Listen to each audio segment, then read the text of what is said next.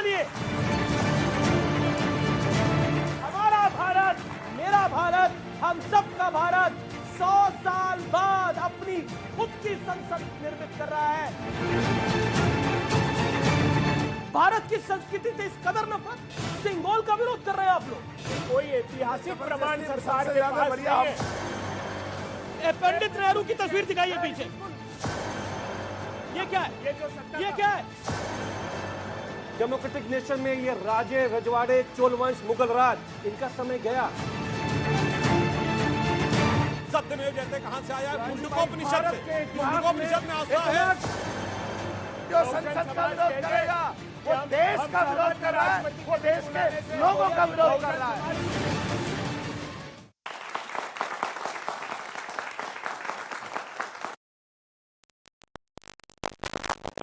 CNBC आवाज पे टक्कर।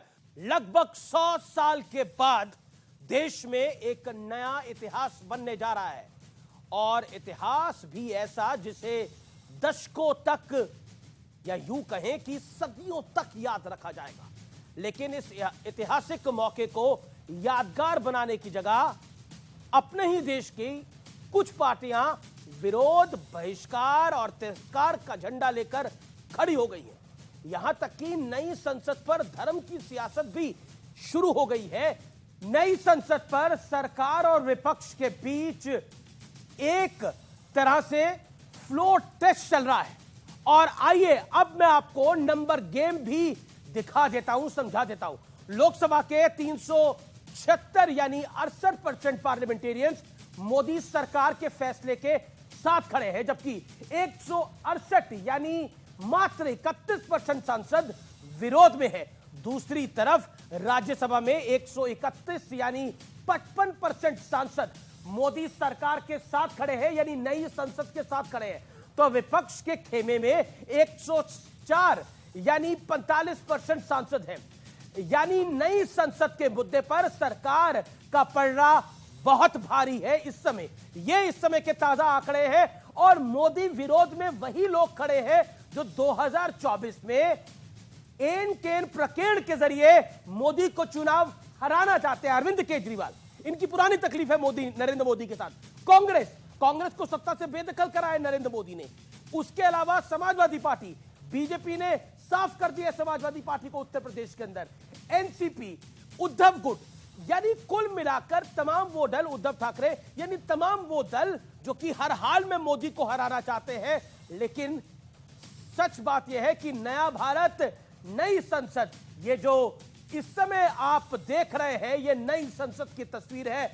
इतनी भव्य और दिव्य दिखेगी भारत की नई संसद। और आज इसी पर होगा हमारा विशेष कार्यक्रम, सबसे बड़ा कार्यक्रम, जिसमें जनता जनार्दन से हम कई सवाल पूछेंगे, नेताओं से कई सवाल पूछेंगे। इस बड़े कार्यक्रम में, ऐतिहासिक दिन के ऐतिहासिक कार्यक्रम में, ऐतिहासिक स्टूडियो के साथ मैं अमीश देवगन आपका अभिनंदन करता हूं।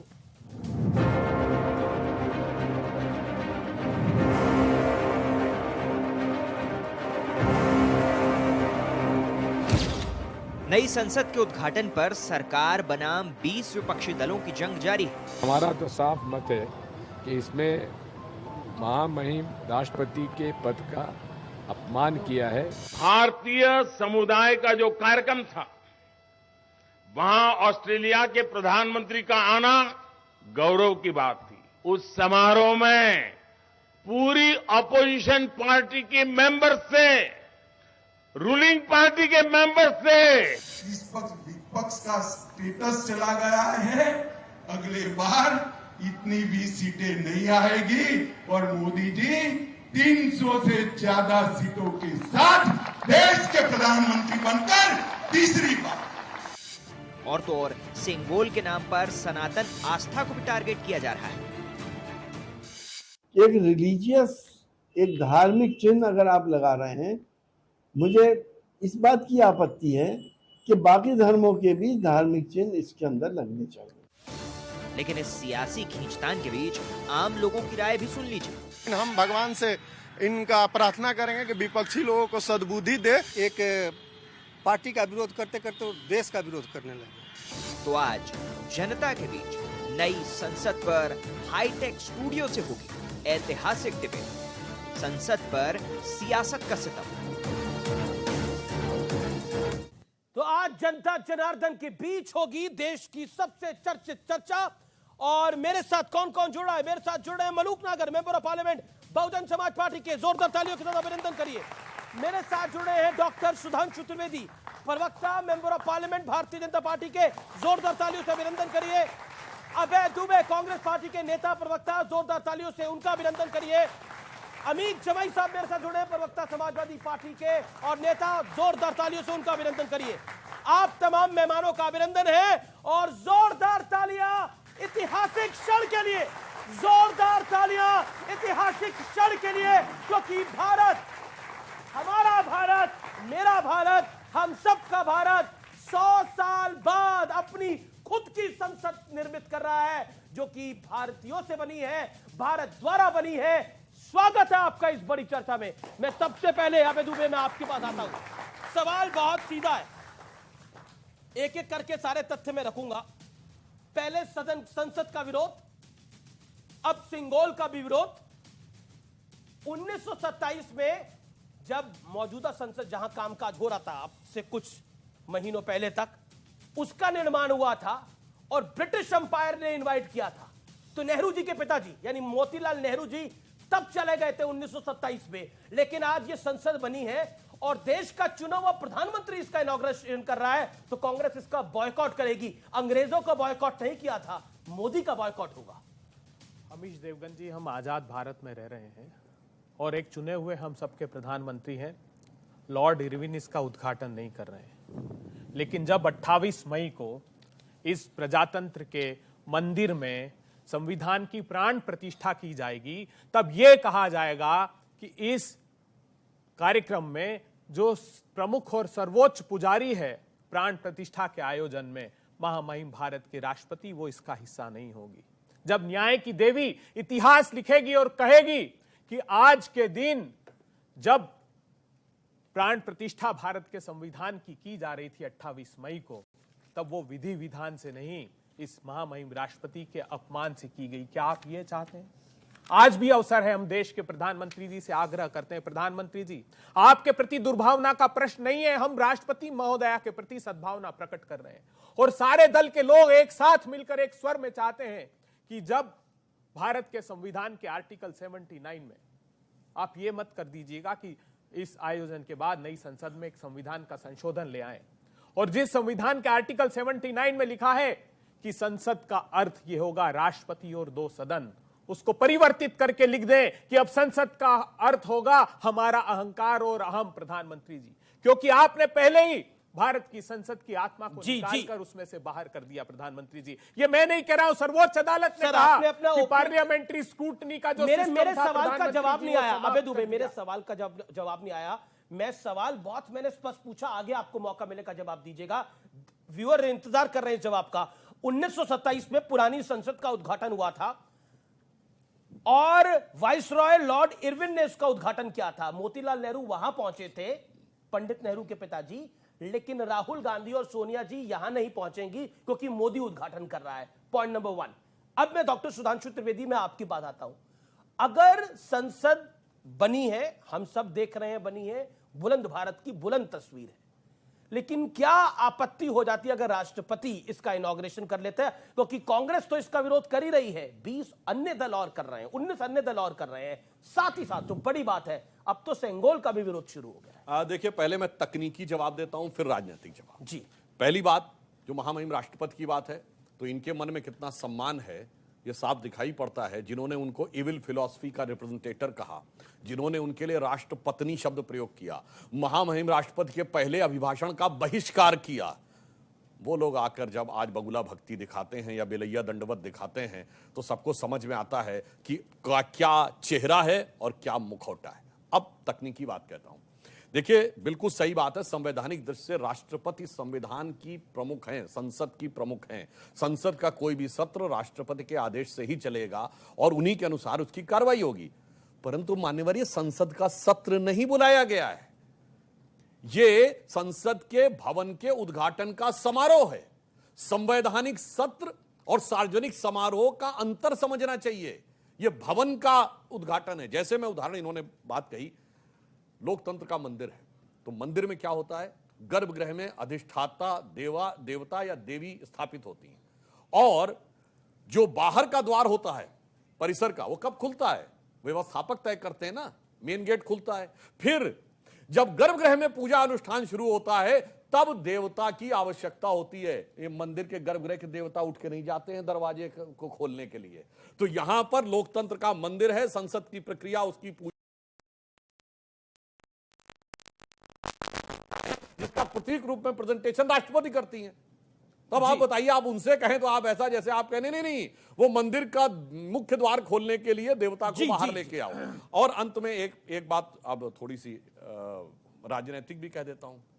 देखिए, इसीलिए जब 16 मई 2014 को रिजल्ट आया था तो 2 दिन बाद लंदन के द गार्डियन अखबार ने अपने संपादकीय में लिखा था 18 मई 2014, आप जाके चेक कर लीजिएगा कि 16 मई 2014, वो अंग्रेजी में लिखा था, हिंदी में बोल रहा हूं, भारत के इतिहास में नियति के साथ दूसरा मिलन माना जाना चाहिए। और यह दिन वो माना जाना चाहिए जिस दिन अंग्रेज ब्रिटिशर्स फाइनली लेफ्ट इंडिया, जिस दिन अंग्रेज वास्तविकता में भारत छोड़ के गए, क्योंकि आजादी के बाद लंबे समय तक एक ऐसे विचार का शासन रहा जो अपनी विरासत में उपनिवेशवादी मानसिकता का प्रतीक था। इसलिए वो संसद जिसका foundation stone Duke of cannot ने रखा, जिसकी उद्घाटन इरविन ने किया, इरविन भी एग्जीक्यूटिव हेड थे, कॉन्स्टिट्यूशनल हेड नहीं थे, जिसके सामने का जो मार्ग था उसे किंग्स वे कहा जाता, सिर्फ नाम बदला था, भाव नहीं बदला था, राजपथ था, जिसके सामने किंग की मूर्ति 1968 तक लगी थी। वो जिन लोगों के दिमाग में रचा बसा है, उनके लिए 21वीं सदी के स्वाभिमानी भारत का यह स्वरूप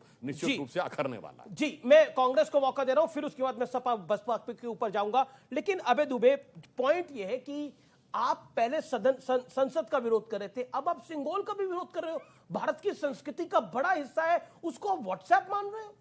भारत की संस्कृति का बहुत बड़ा हिस्सा जिसको पंडित नेहरू ने धारण करा, और आप उसको व्हाट्सएप मान रहे हो। क्या सिंगोल व्हाट्सएप यूनिवर्सिटी से निकला हुआ है? Point number 1। क्या कांग्रेस पार्टी कंफ्यूज है? पहले वो विरोध करती है पार्लियामेंट की बिल्डिंग का, ये फिजूल करती है, फिर वो विरोध करती है कि मोदी जी उद्घाटन क्यों कर रहे हैं, अब वो विरोध करती है सिंगोल को लगाया जा रहा है। आपकी तो गोल पोस्ट ही 3 है, कभी इधर कभी उधर कभी इधर।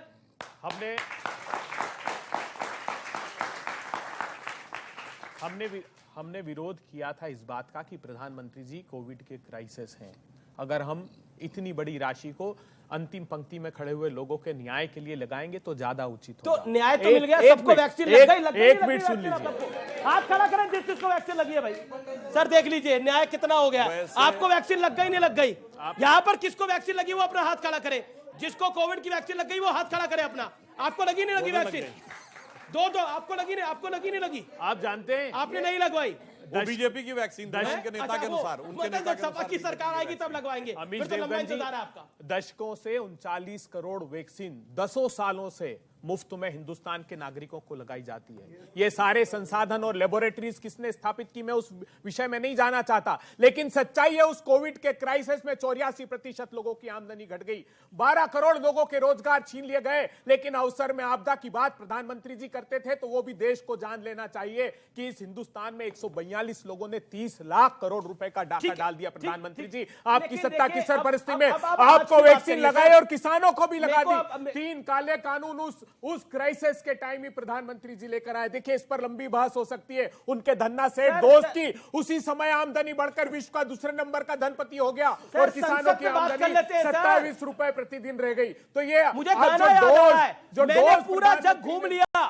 इस सवाल के जवाब में मैंने पूरा जग घूम लिया। आप कोविड से लेकर फलाने तक ढिमकाने तक हर जगह चले गए। मैं पूछ रहा हूं, आपने खुद गोल पोस्ट बदले। पहले आपने बोला फिजूल खर्ची है, फिर बोला ये मोदी क्यों इसका उद्घाटन कर रहा है, अब कह रहे हो सेंगोल क्यों नजर दे रहा है। सर ये विषय पर आते हैं, कभी जानते क्या हो जाता है, 20 सेकंड देन अमित जमाई बॉलिंग करते करते कभी क्या होता है, बॉल छूट के पीछे की तरफ चली जाती है। वो इनकी स्थिति हो गई, जहां विकेट पूछा जा रहा वहां तो बोल नहीं रहे। एक लाइन सिर्फ कह दूं, उसी कोविड के दौरान महाराष्ट्र विकास आघाड़ी सरकार ने विधायक निवास बनवाया है अपना महाराष्ट्र में। तब समस्या नहीं थी, संसद बनने में समस्या थी। अगर आप बताइए तो आपकी सरकार को नहीं बनवाना चाहिए था। संसद भी बन गई, वैक्सीन भी लग गई, सब कुछ ठीक हो रहा है ईश्वर की दया से। वैसे एक लाइन अनुमति हो तो बोल दूं।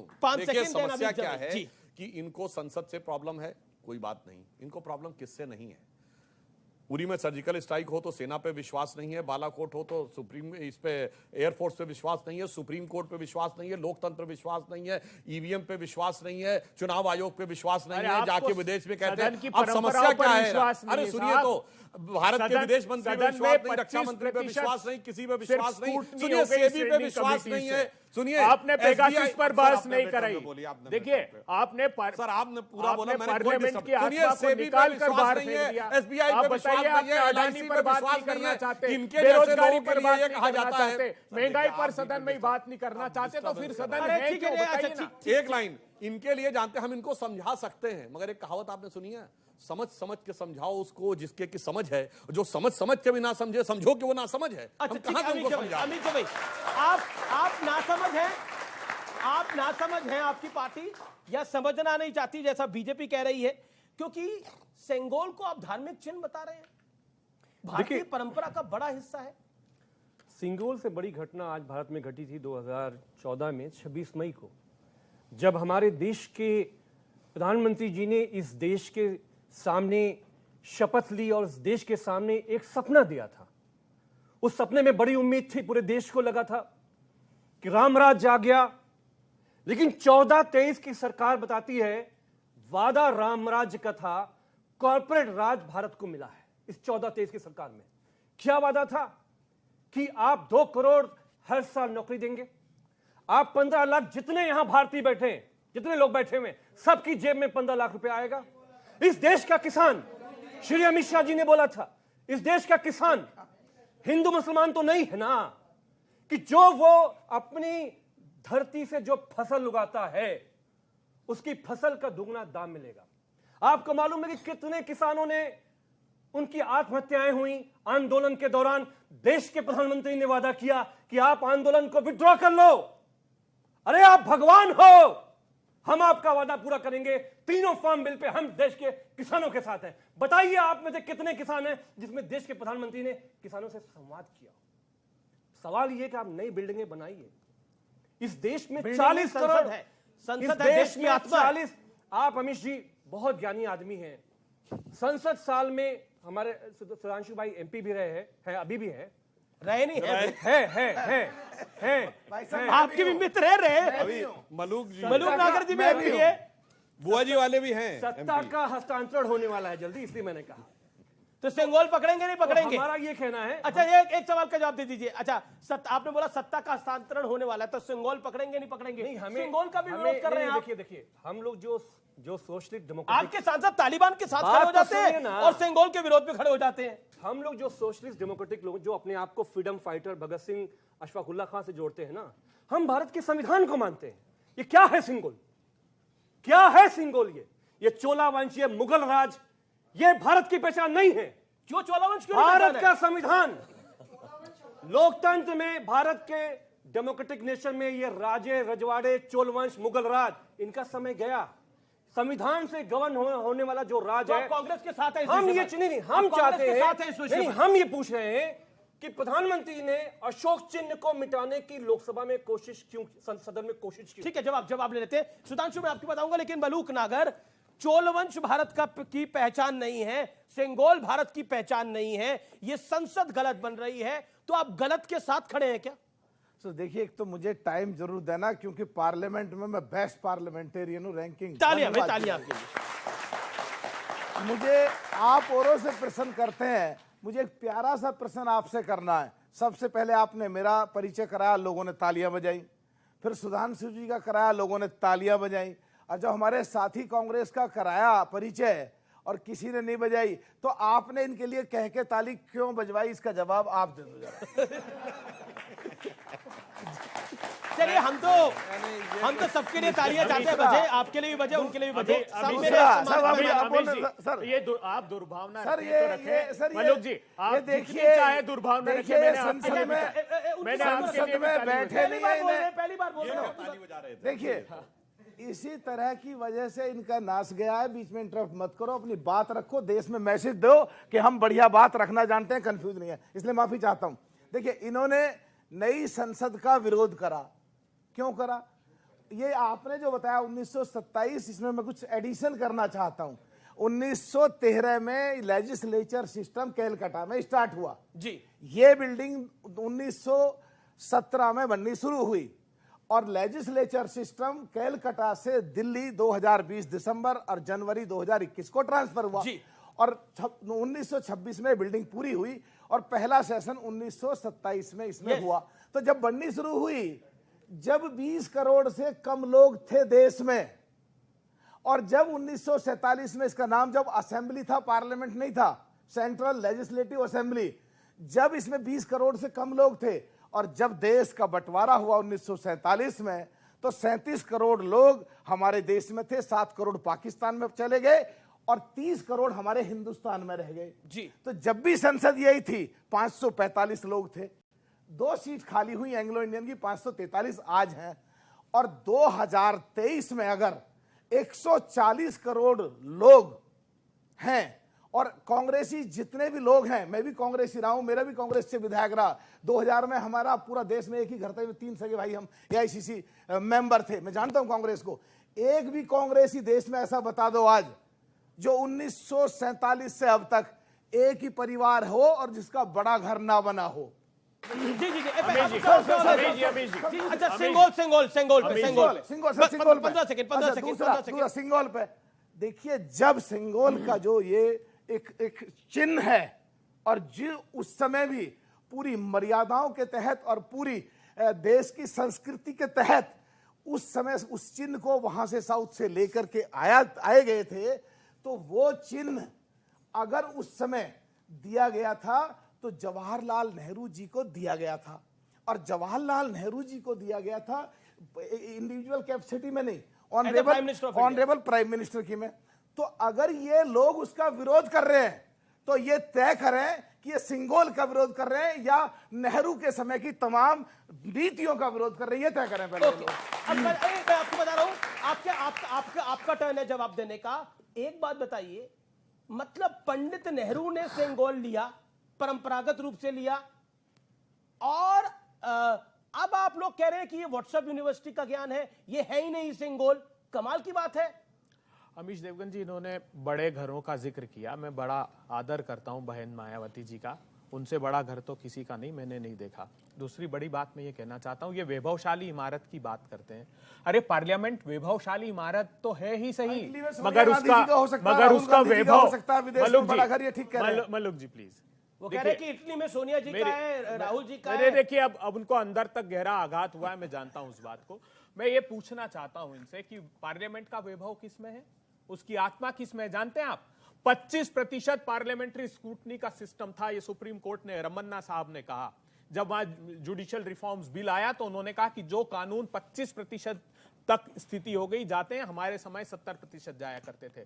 11%, गौर से सुनिएगा, पब्लिक कंसल्टेशन के लिए परंपरा थी कि जनता को जानना चाहिए कि कौन सा कानून बन रहा है, उनमें उनका हित क्या है, वो घटाकर 11% कर दिया। ऑर्डिनेंस राज हिंदुस्तान में मोदी जी ने प्रतिस्थापित कर दिया। देश में आते ही जब उन्होंने शपथ ली थी, उसके बाद एक के बाद एक जमीन हड़पने के 3 मोदी जी लेकर आए। राहुल गांधी जी लड़े दृढ़ता से जमीन पर। मैं जानता हूं राहुल जी ने फाड़ा था, वो क्या था?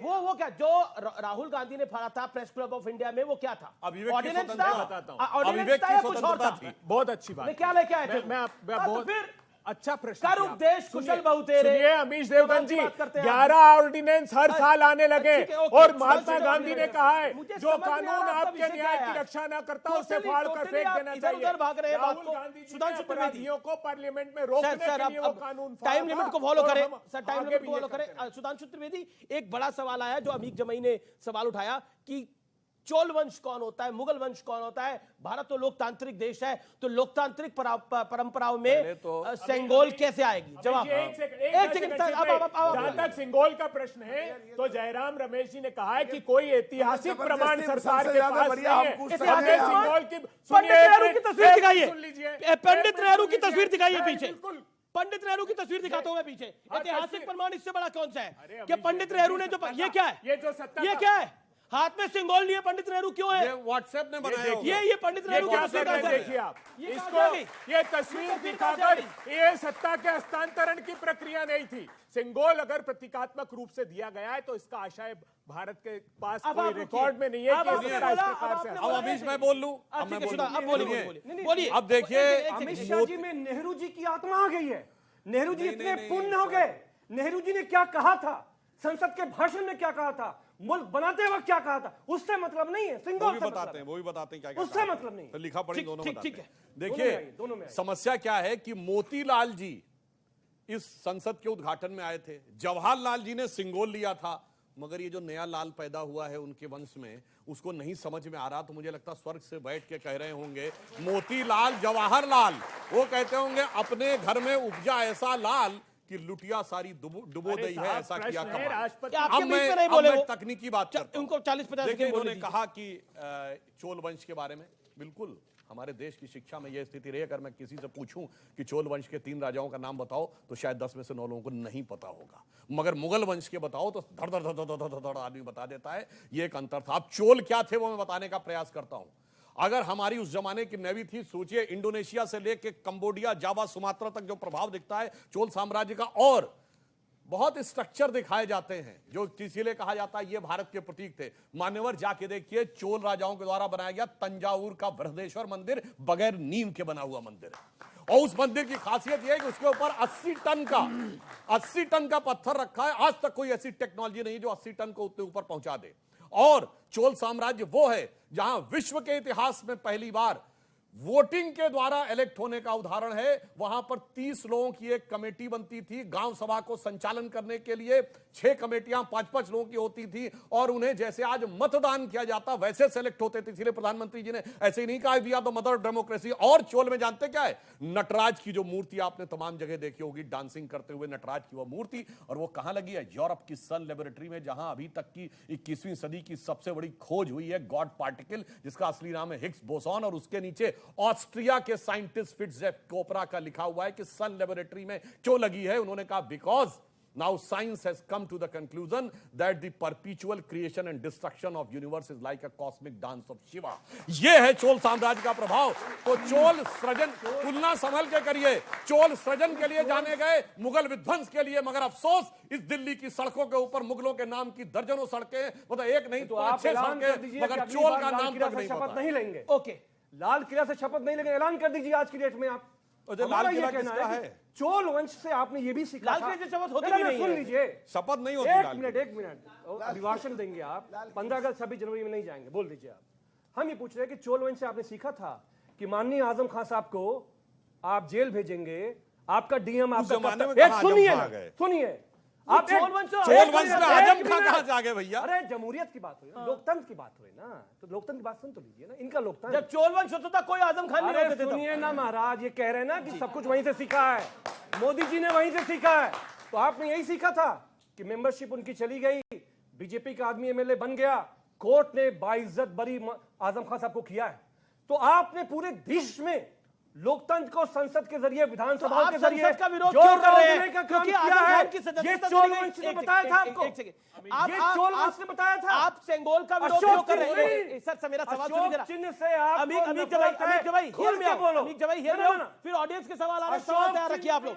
अमीक जवाई, तो आप इसलिए विरोध कर रहे हैं सेंगोल का क्योंकि आजम खान की सदस्यता चली गई? नहीं, फिर अशोक चिन्ह को कमतर करना था। अशोक चिन्ह वही है। नहीं, माननीय अमित शाह जी ने कहा है, अच्छा चलिए, कि सदन के अंदर 1 मिनट इसका सिंबल लगेगा। क्यों नहीं लगना चाहिए? अशोक चिन्ह में इनकी आस्था है, ये तो ये मानते हैं, ठीक है। जो हमारा राजकीय चिन्ह है अशोक चिन्ह, उसमें आस्था के 2 पहलू बताता हूं। पहला तो वो संसद के ऊपर लगा है, ये सब कोर्ट गए थे कि उसके शेर ज्यादा आक्रामक दिख रहे हैं, क्योंकि इनको शेर बिल्ली जैसे चाहिए थे, भीगी बिल्ली जैसे। अब असली के शेर बनने लगे और लगा संसद का नेता शेर हो गया है, तो समस्या। अब दूसरी बात, उस अशोक के चिन्ह के नीचे क्या लिखा है? सत्यमेव जयते। सत्यमेव जयते कहां से आया है? मुंडकोपनिषद से। मुंडकोपनिषद में आस्था है। कमजोर प्रधानमंत्री नहीं पैदा हुआ जो चीन के आक्रमण से डर गया, अब भाग गए। चीन भारत के गांव के नाम बदल रहा है। कैसा शेर है आपका? हाँ, भाई? बता रहा हूँ। आपका सुनिए, शेर इस कैसा? समय चीन की औकात सिर्फ इतनी रह गई कि नाम बदल रहा है। इनके जमाने में नक्शा बदल दिया था। यूनाइटेड नेशन चीन ने में नक्शा नाम बदल दिया बदलने में था। हालत खराब हो अक्सर गई ही चीन चला गया था। संसद सबकी होती है, लेकिन इसका विरोध करना क्या देश का विरोध करना नहीं है? संसद सबकी होती है, इसका विरोध करना क्या देश का विरोध करना नहीं है? 20 सेकंड में जवाब आबे दुबे। मैं चाहता हूं कि एक बार जोरदार तालियां, राष्ट्रपति जी को नहीं बुलाया जा रहा है इस सदन में, एक बार तालियां बजाइए आप जोरदार। नहीं बजाएंगे, क्यों? अच्छा, 15 अगस्त को बुलाया उपराष्ट्रपति जी को जाता है। नहीं बुलाया जा रहा है। अच्छा, स्वतंत्रता दिवस को बुलाया जाता है। जोरदार तालियां बजाइए। ये देखिए, निमंत्रण पत्र, एक मिनट, ये निमंत्रण पत्र है लोकसभा जरा छत्तीसगढ़ वाला दिखाइए। आप जानते हैं क्या परिभाषा है संसद की परिभाषा है कि राष्ट्रपति और दोनों सदनों से। क्यों इन्होंने राज्यसभा की तरफ से भी निमंत्रण नहीं दिया? क्यों नहीं दिया? क्योंकि उसमें उपराष्ट्रपति जी को भी बुलाना पड़ता है। क्यों नहीं बुला रहे? ये सिर्फ एक सिंगल फ्रेम का खेल है दोस्तों। प्रधानमंत्री चाहते हैं सिंगल फोटो फ्रेम, सिर्फ उनकी तस्वीर आए। अगर राष्ट्रपति और उपराष्ट्रपति जी को बुलाएंगे तो सदन में ऊपर अभी बोला एक गया, साथ बैठना पड़ेगा सर उनको। अभी बोला ये गया श्रेय लेने कि की आदिवासी राजनीति राष्ट्रपति हैं, उनका नाम आना चाहिए था, सब कुछ आना चाहिए था। एक छत्तीसगढ़ का नवीन विधानसभा भवन बन रहा था, उसकी तस्वीर जरा वीडियो वॉल पे डालिए। मेरा निवेदन है डालिए। और इसमें एक सेकंड और आप में से एक व्यक्ति को खड़ा हो जो मेरे साथ इस समय खड़ा हो। आप में से कौन खड़ा होगा जो मेरा साथ देगा? थोड़ी देर के लिए एंकर बने जो। कौन खड़ा होना चाहता है? जी जी जी, आइए खड़ा। एक सेकंड, ये इधर आई, इधर आई, एक सेकंड सर, सुधांशु भाई एक सेकंड। ये नाम पढ़िए भाई, किसका लिखा हुआ है? आपकी ये तस्वीर आ रही है, किसका नाम लिखा हुआ है? इधर आइए, इधर आइए। श्रीमती सोनिया गांधी जी। और नीचे किसका नाम है? नीचे श्री राहुल गांधी जी। और उसके पीछे किसका नाम है? भूपेश बघेल, मुख्यमंत्री। इधर किसका नाम है? डॉक्टर चरणदास महंत, विधानसभा स्पीकर। एक मुख्यमंत्री है, एक विधानसभा स्पीकर है। राहुल गांधी क्या है आप जानते हैं? राहुल गांधी क्या है? अभी तो सांसद भी नहीं है, उस समय सांसद थे। सोनिया गांधी क्या है? और दूसरे राज्य के सांसद है, वो भी दूसरे राज्य की। अब आप बताइए, वहां पर भी अनुसूया आयके थी, जनजातीय समाज की, उनका तो नाम तक क्या, उनको तो बुलाया तक नहीं गया था वहां पर। अब आप मुझे बताइए, सोनिया गांधी और राहुल गांधी नवीन विधानसभा भवन छत्तीसगढ़ का भूमि पूजन कर रहे हैं, किस हैसियत से? ये जो नाम पट्टी का बता रहे हैं ना अमित देवगन जी, सोनिया गांधी जी ने जिस पद को पाने के लिए ललाई थे ना प्रधानमंत्री जी मोदी जी, उसको एक क्षण में त्याग दिया। एक बात और बता दूं, क्या तुलना करते हैं आप? राष्ट्रपति जी की तुलना जो पॉलिटिकली अपॉइंटेड राज्यपाल है उनसे करना चाहते हैं, और यह कर देना चाहते हैं कि इस आधार पर राष्ट्रपति का अपमान किया जा सकता है। इस आधार पर मुझे बताइए, वो शुद्ध रूप से राजनीतिक नियुक्तियां होती, राष्ट्रपति चुनकर आता है, देश उनको चुनकर प्रतिनिधित्व देता है। आर्टिकल 79 में लिखा है कि संसद कैसे बनेगी। ये बात कह रहे हैं, इसका जवाब आपके पास नहीं है। मैं 3 दिन से कांग्रेस के नेताओं से सवाल पूछ रहा हूं कि सोनिया जी और राहुल जी किस हैसियत से कर रहे थे, इसका जवाब नहीं है। जाके कॉन्स्टिट्यूशन में देखिए, राज्यपाल की परिभाषा क्या है? वो राष्ट्रपति का प्रतिनिधि होता है। इसीलिए राज्यपाल को तो एक ऐसा अधिकार है जो राष्ट्रपति को भी नहीं है, सरकार बर्खास्त करने का। और जब सरकार बर्खास्त होती है तो क्या कहा जाता है? राष्ट्रपति शासन। यानी वो राष्ट्रपति के प्रतिनिधि के रूप में शासन करता है। कुछ भी कैसे मत कहने का प्रयास करने लगना चाहिए। और इन्होंने कहा सोनिया जी उस पद को छोड़ चुकी हैं जिसको पाने के लिए मोदी जी लालाई थे। मुझे समझ नहीं पाता, 2 बार प्रधानमंत्री हो चुके, कौन सा पद पाने के लालाई थे? यदि इनका इशारा प्रधानमंत्री पद के लिए है तो सोनिया जी एकमात्र ऐसी त्याग की प्रतिमूर्ति हैं जिन्होंने प्रधानमंत्री पद छोड़ा और फिर नेशनल एडवाइजरी काउंसिल में मंत्री पद स्वीकार कर लिया, यानी मंत्री का स्तर स्वीकार कर लिया। ऐसा महान त्याग किसी और फिर ऑफिस ऑफ प्रॉफिट में इस्तीफा देना पड़ गया। ऐसा आपको उदाहरण त्याग का नहीं मिलेगा। एक बड़ा इंटरेस्टिंग, ये व्यूअर्स आपको शायद पता नहीं है, इस देश में एक एक्स्ट्रा कॉन्स्टिट्यूशनल पावर बनाने का प्रयास हुआ यूपीए के शासन में। एनएसी, प्रधानमंत्री को मिनिस्टर्स गाइड कर सकते हैं कि आपको शासन कैसे चलाना है। क्या एनएसी गाइड कर सकता है? नेशनल एडवाइजरी काउंसिल, एक लाइन मुझे और याद आ गई, प्रधानमंत्री के ऊपर एक नेशनल उस समय के विज्ञापन याद करिए, प्रधानमंत्री से बड़ी फोटो एनएसी के चेयरमैन की होती थी, यानी जिसे कैबिनेट मंत्री का रैंक है उसकी फोटो प्रधानमंत्री से बड़ी होती है।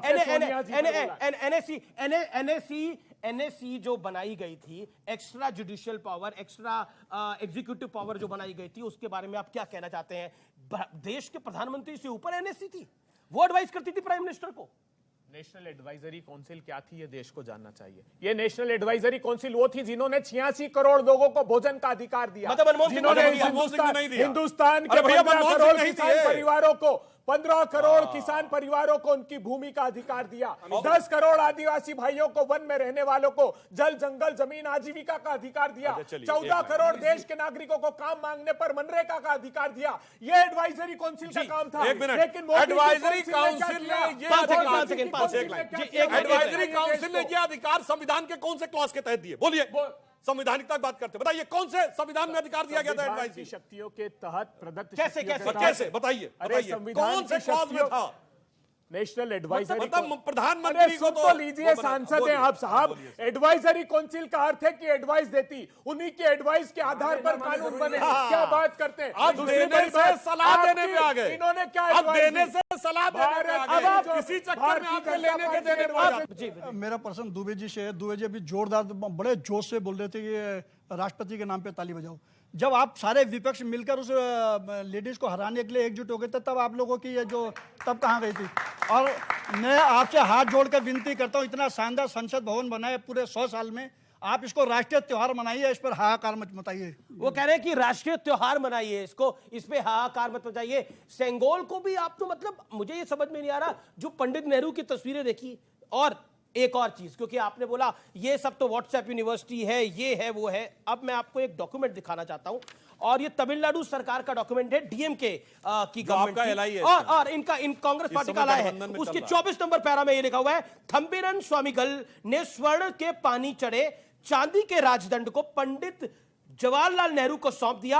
यह British governor general Lord Mountbatten से भारत के पहले प्रधानमंत्री को शक्ति के हस्तांतरण का प्रतीक था। और आप चाहें तो मैं आपको डॉक्यूमेंट दे भी सकता हूं। ये 24 नंबर पैराग्राफ में तमिलनाडु सरकार का लिखा हुआ है। 21 में ये डॉक्यूमेंट रिलीज हुआ है। You can watch it, you can see it on your from your own eyes. The point this, अब आप मुझे बताइए, आप जिसका डॉक्यूमेंट्री प्रूफ है, जिसका विजुअल प्रूफ है, भारत की संस्कृति और रखा भी है, इस कदर नफरत कि सिंगोल का विरोध कर रही है कांग्रेस पार्टी। आज भारत की संस्कृति से इस कदर नफरत, सिंगोल का विरोध कर रहे हैं आप लोग। अमीश देवगन जी, जो आपने कहा, मैं आपकी भावनाओं की, और जिस मठ ने सिंगोल को बनाया था, जिसने पंडित नेहरू को सिंगोल भेंट किया था, उसने तक विरोध कर दिया। उसने बोला कांग्रेस पार्टी गलत कह रही है।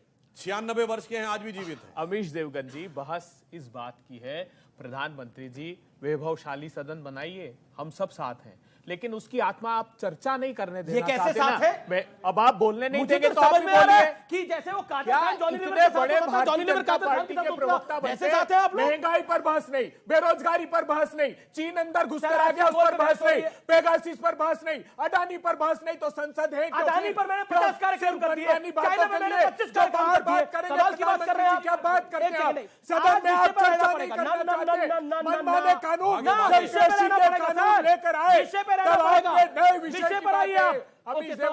एक आपका पॉइंट क्या है? आप विषय पे आइए। सिंगोल का मैंने एक प्रूफ दिखाया, मैंने डॉक्यूमेंट्री प्रूफ दिखाया, 24 नंबर पैरा तमिलनाडु सरकार का। आप भारत की संस्कृति का विरोध क्यों कर रहे हैं? सिंगोल का विरोध करके जवाब दीजिए। इनके बातों पर बंद नहीं किया तो विश्वास मानिए, भविष्य का भारत जब इतिहास लिखा जाएगा तो प्रजातंत्र को समाप्त मान लीजिएगा। आप मुझे बताइए, जब वोट डिवीजन की मांग राज्यसभा में की कृषि कानून के खिलाफ, तो सांसदों को उठाकर बाहर फेंक देते। ये सदन की हैसियत कर दी प्रधानमंत्री जी ने।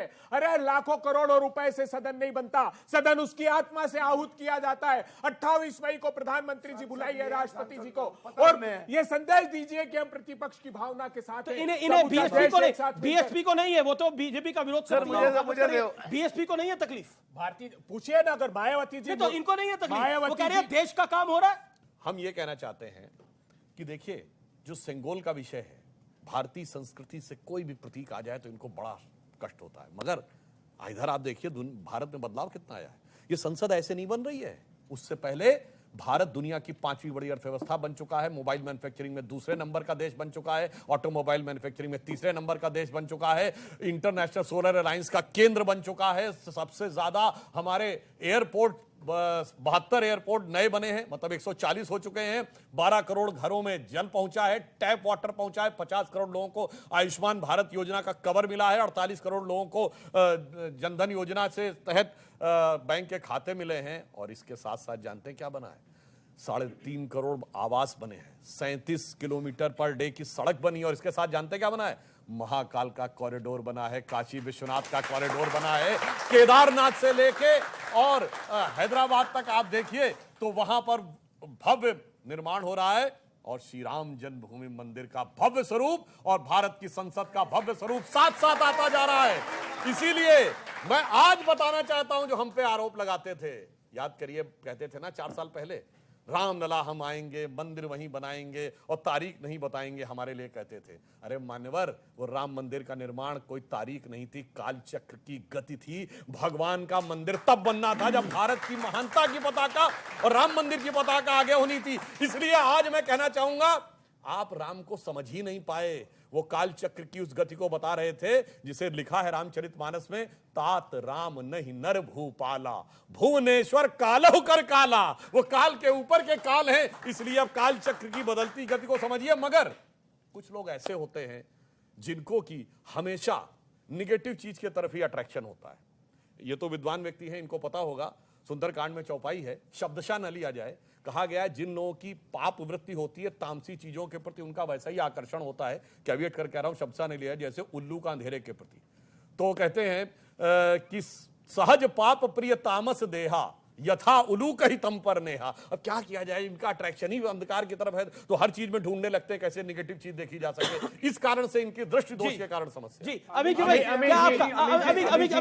क्या आपका झुकाव अंधकार की तरफ है? इसलिए सिंगोल में आप धार्मिक देख रहे हैं मामले को? मेरी बात जी, दो बहुत छोटी छोटी बातें मुझे कहने दीजिएगा। जी, पहली बात तो ये कि जो भारत की संसद पहले ही बनी हुई है, आप ही लोगों के जरिए सुनता हूं कि भारत की संसद चलती नहीं है, चलने नहीं दी जाती है, आम टैक्स पेयर का दर्द बहुत ज्यादा आप लोग बताते हैं, है भी दर्द। सवाल यह है कि जो भारत की संसद साल में महीने से ज्यादा, हमारे सीनियर एमपीज यहां बैठे हैं, हम लोग तो बेकार लोग हैं जो एमपी नहीं बने हैं, ये लोग ज्यादा अरे बन जाएंगे, सुन तो लीजिए एमपी क्या बात। तो हमारा ये कहना है कि जो 1 महीने से ज्यादा नहीं चलती है, वहां पे आपने हजारों हजार करोड़ रुपया लगाकर एक नई संसद खड़ी कर दी। ठीक है, आप नेहरू जी बनना चाहते हैं 10 साल के अंदर, नेहरू जी के बनने में तो समय लगता है ना, जेल काटनी पड़ती है, अरे सुन तो लीजिए, जेल काटनी पड़ती है, मुल्क बनाना पड़ता है, हजारों किलोमीटर चलना पड़ता है। नेहरू ऐसे नहीं बनते, लोहिया ऐसे नहीं बनते। ओके, सुधांशु इन्होंने, अच्छा ये तो मैं ध्यान ही से निकल गया था, इन्होंने ही बोला था जेल काटी थी, और जेल कितने जलवेज काटी थी ये पता है आपको? किताब भी लिखी थी उनको, सुनिए, कुक भी अवेलेबल था, सेक्रेटरी भी अवेलेबल था, राइटिंग लिखने के लिए असिस्टेंट भी अवेलेबल था, और सुनिए मंत्री बना दिया, जहां से आज पहुंचे। एक करके सर, और सुनिए, आपके पास नेहरू जी नहीं तो बनाया श्यामा प्रसाद मुखर्जी को, कहां थे इनके वालिदैन? वक्त है एक ब्रेक का, आप देखते रहिए सीएनबीसी आवाज पे टक्कर का पब्लिक डिबेट। सिंगोल और नई संसद दोनों क्या दिखा रही है?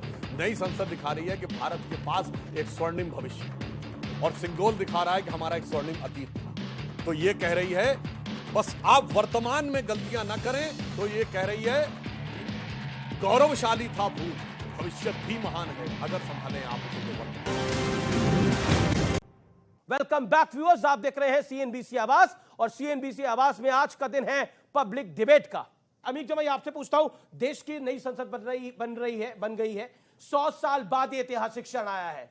सिंगोल का विरोध, नई संसद का विरोध, क्या आपको लगता नहीं है ये पब्लिक है, ये सब जानती है? देखिए, 2014 से 23 का जो अध्याय है नरेंद्र मोदी जी का बतौर प्रधानमंत्री, इस देश के इतिहास का, अमित शाह तो कह रहे हैं अगली बारी भी आएगा। सुन तो लीजिए, आप 29 तक की तैयारी करिए। हिमाचल में आ रहे थे, 300 सीटों के, कर्नाटक में 20 साल के लिए आ रहे थे, श्री अमित शाह जी के मुंह डुबा के आ गए, वहां पर प्रधानमंत्री जी बेइज्जती करा के आ गए अपनी। कर्नाटका में क्या करके आए? उनके नाम पर चुनाव लड़ रहे थे, प्रधानमंत्री जी चुनाव लड़ रहे थे ना। तो आजमगढ़ में क्या हुआ भाई? चुनाव हारना बेइज्जती है। और रामपुर में क्या हुआ? मदद किसकी ली? आजम साहब आजमगढ़ में सुधांशु जी, पता है कहां कहां जेल में जाते हैं आप? पूरी रिपोर्ट रखते हैं। अच्छा, एक बात बताइए, आप कह रहे हैं चुनाव हारना लोकतंत्र में बेइज्जती है। आप तो सुनिए, चुनाव हारना बेइज्जती है लोकतंत्र के अंदर। तो आप हारे, 17 हारे, 19 हारे, 22 हारे।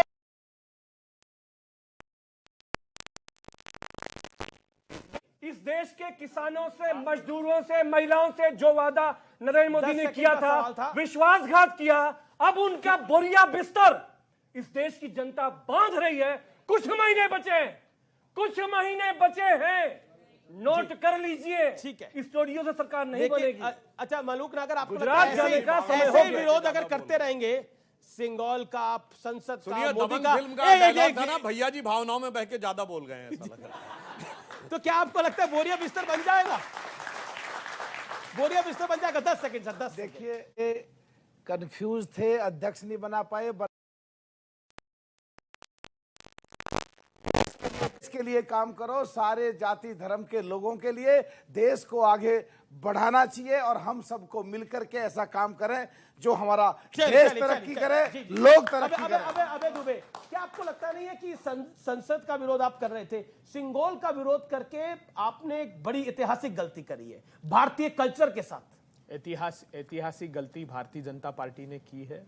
ऐतिहासिक गलती ये की है कि प्रधानमंत्री जी ने सिंगोल ऐतिहासिक गलती है, अच्छे दिनों का झांसा दिया। सिंगोल ऐतिहासिक गलती है बीजेपी की। 400 रुपए का गैस का सिलेंडर 1000 के पार कर दिया, 50-60 रुपए का खाने का तेल और दाल। उनके धन्ना से दोस्त उस कारोबार में घुसे, इसलिए 200 रुपए के पार हो गया। 100 रुपए के पार पेट्रोल डीजल कर दिया प्रधानमंत्री जी। एक एक करके उनकी सत्ता की सरपरस्ती में मेहुल भाई, नीरव भाई, विजय माल्या, ऐतिहासिक गलती है, कांग्रेस पार्टी के लिए ऐतिहासिक गलती है सिंगोल। सिंगोल और नई संसद दोनों क्या दिखा रही है? नई संसद दिखा रही है कि भारत के पास एक स्वर्णिम भविष्य है, और सिंगोल दिखा रहा है कि हमारा एक स्वर्णिम अतीत था। तो ये कह रही है बस आप वर्तमान में गलतियां ना करें, तो ये कह रही है कि गौरवशाली था भूत, भविष्य भी महान है अगर संभालें आप उसे जो वर्तमान है। और व्यूअर्स, अब मैं आपको सिंगोल के अस्तित्व से जुड़े कुछ पुख्ता सबूत दिखाने जा रहा हूं। सिंगोल को लोकसभा में स्थापित करने के मोदी सरकार के बड़े फैसले ने वर्षों पुरानी हमारी परंपरा को पुनर्जीवित कर दिया है। ये वही सिंगोल है जो ट्रांसफर ऑफ पावर के तौर पर पंडित नेहरू को दिया गया था। तस्वीरों में आप पंडित नेहरू को कंधों पर पीतांबरी ओढ़े और हाथ में सिंगोल पकड़े देख सकते हैं, जिसे आज कांग्रेस व्हाट्सएप यूनिवर्सिटी का ज्ञान बता रही है। लेकिन फिर न्याय का प्रतीक और नंदी की प्रतिमा वाला यह सिंगोल इतिहास में गुम हो जाता है, या फिर इसे जानबूझकर गायब कर दिया जाता है, क्योंकि वर्षों बाद पता चला कि यह सिंगोल इलाहाबाद के एक म्यूजियम में रखा गया था, जहां इसका नया नामकरण कर दिया गया था, golden walking stick gifted to Shri Pandit Nehru. मैं जानता हूं आपको इस जानकारी से हैरानी हुई होगी, लेकिन अब यह जानकर और भी हैरानी हो जाएगी कि मौजूदा कांग्रेस सिंगोल के हस्तांतरण जैसी किसी प्रक्रिया से ही इंकार कर रही है। तस्वीरें सब झूठी हैं। कांग्रेस नेता जयराम रमेश ने ट्वीट करके एक दावा कर दिया कि ऐसे कोई दस्तावेज नहीं है जिससे यह साबित हो कि माउंटबेटन, राजा गोपालचारी जी और पंडित नेहरू सिंगोल को ट्रांसफर ऑफ पावर का सिंबल मानते थे। यही वजह है कि आज मैं आपको एक एक करके 3 सबूत दिखाने जा रहा हूं। सबूत नंबर 1, ये तमिलनाडु सरकार के पर्यटन, संस्कृति और धार्मिक मामलों का मंत्रालय है, जिसका पेज और जिसकी पूरी रिपोर्ट मेरे पास है। 2021-2022 का पॉलिसी नोट है, जिसके पैरा नंबर 24 में पेज नंबर 27 पर लिखा है कि सत्ता परिवर्तन के दौरान, इस दस्तावेज में लिखा है, राज्य या राजा का गुरु राजदंड को नए शासक को सौंपता है। मदुरै के अधिनियम ने यही सोने की परत चढ़ा राजदंड पंडित नेहरू को सौंपा था। यह British governor general Lord Mountbatten से भारत के पहले प्रधानमंत्री पंडित नेहरू को ट्रांसफर ऑफ पावर को दर्शाता है।